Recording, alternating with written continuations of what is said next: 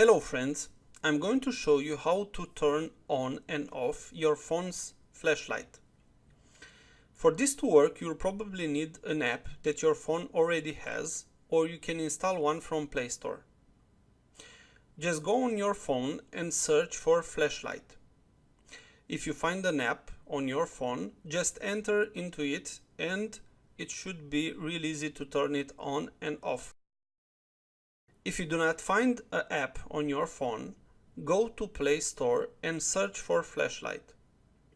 Install any app on this section. After this install is done, just open the app and see how it works.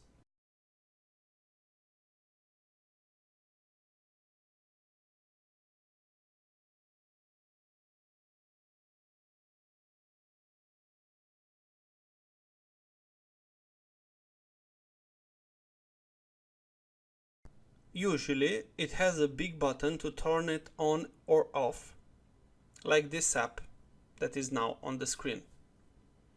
So, it's that easy. Thanks for watching and please thumbs up, share and subscribe. Bye bye!